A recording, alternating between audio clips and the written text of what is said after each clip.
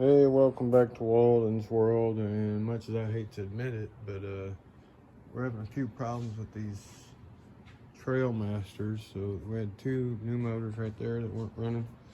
Then we got two more units right here that ain't running. And I'm a little concerned and wondering about the brand new compression itself.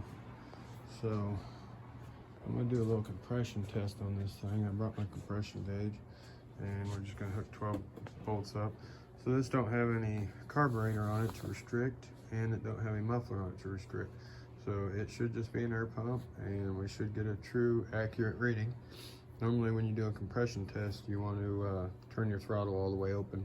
It opens up the throttle and lets as maximum amount of air go through as possible to get a true reading. So let's find out what happens here. And we can, what we'll do, we got a little deal here, so we're good. We can literally hook a ground up to anything, and take our gauge here, and we'll set it right here. All right, so let's hit the starter. We'll check the compression. 1, 2, 3.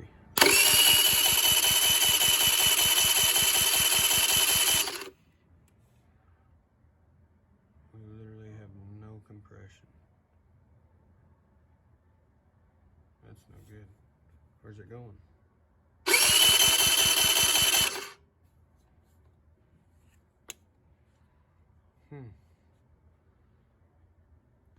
We'll put the valve cover back on this one, check it out. Oh yeah, PS on this one.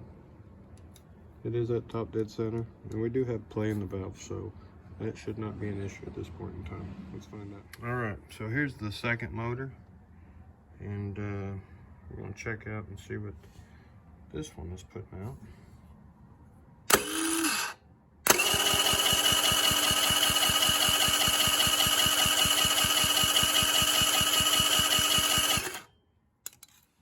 So that's all we're getting, and that's why these won't run. Is it the valves themselves, or is it actually the piston kit? That's the next question. I've got one of these at customers at my house, which I'm not sure if I've done video on it or not, but I am making video.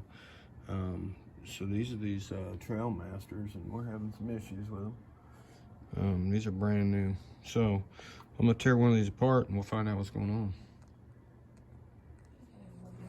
on. Alright, so let's see here. We got the bottom piece off.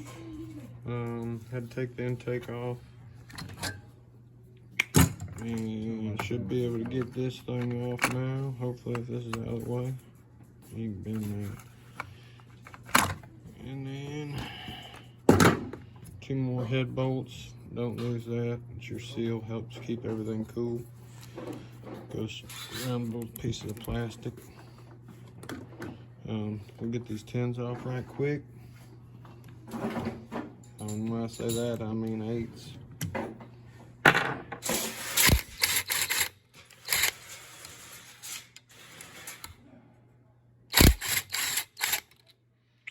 Alright, and you're gonna need to loosen this tin up here and pull these 8s off also. So we'll go ahead and do that right quick. Alright. Okay, loose. These are for our plastic shrouds, so don't lose them. Spark plug. Alright, so we got some tins here. Let's pull them off right quick. Time out.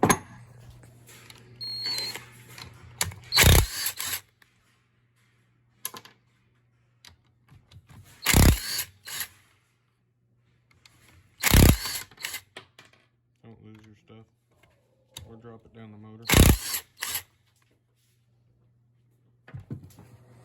This one is actually set at top dead center.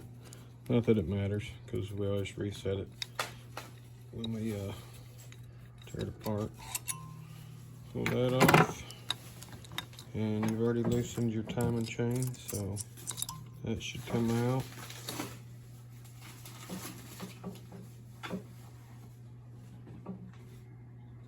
lobes look like they should be in the right spot.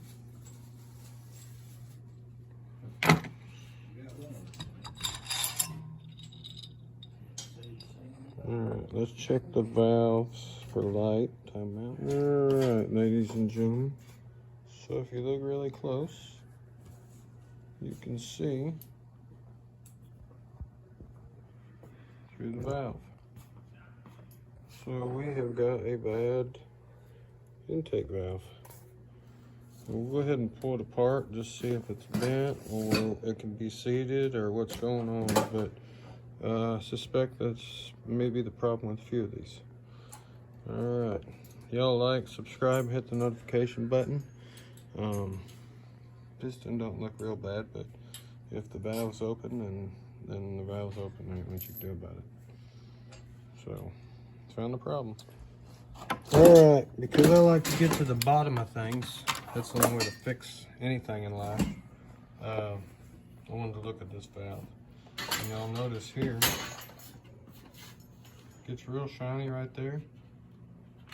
And it's dull right there.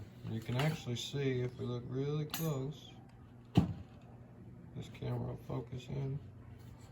There's actually a lip right there, and then when you get over this side of the deal, it's actually pretty sharp. So, I think this is just a junky valve.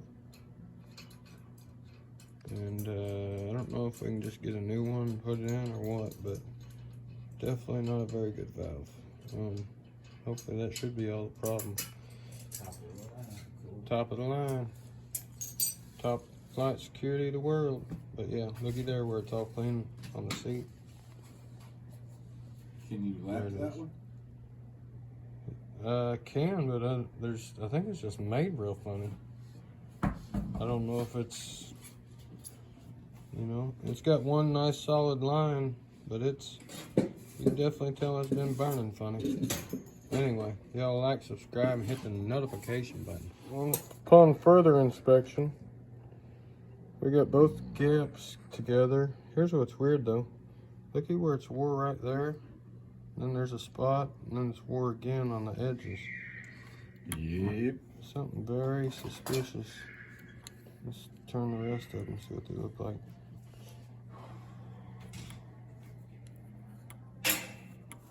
So, that's some weird stuff. That's the weird part right there. What in the heck was going on? But that would explain the oil coming by and starting to burn as well. So we'll hone this cylinder out. I managed to not tear the gasket on this particular one, and maybe it'll work. Let's see what the cylinder looks like itself.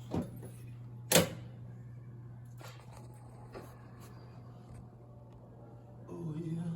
So it's got pretty good crosshairs. I'll look at it a little better without the camera on there. I'm gonna dry it off and look at it. But it should have been running. Very strange. Alright, so we're gonna move the gaps on the rings to both sides and put the cylinder back on. Gonna put the cam back in. And on these you can check top dead center over with your marks that are right there. And should be on the flywheel somewhere over there. But we'll check it out. I should be close. I can't see from this side.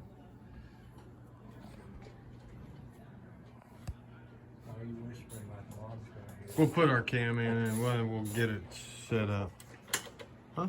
Why are you whispering like your mom's gonna get on you? Dude, because I don't want anybody to know. This is top secret stuff.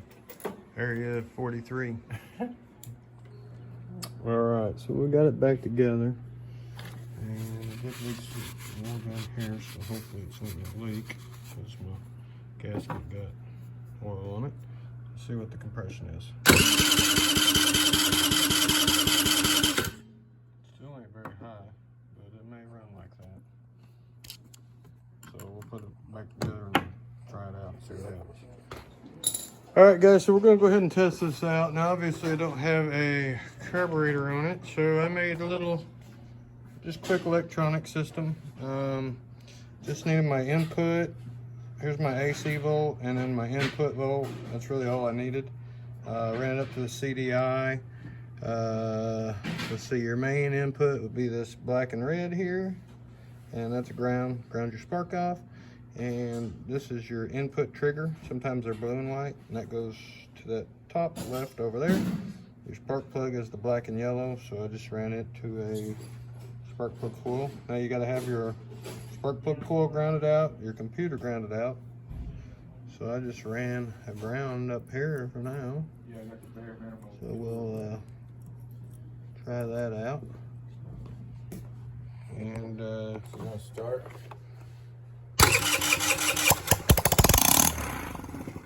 So we got her to start, so we'll be able to put this back in that piece of junk and send her down the road.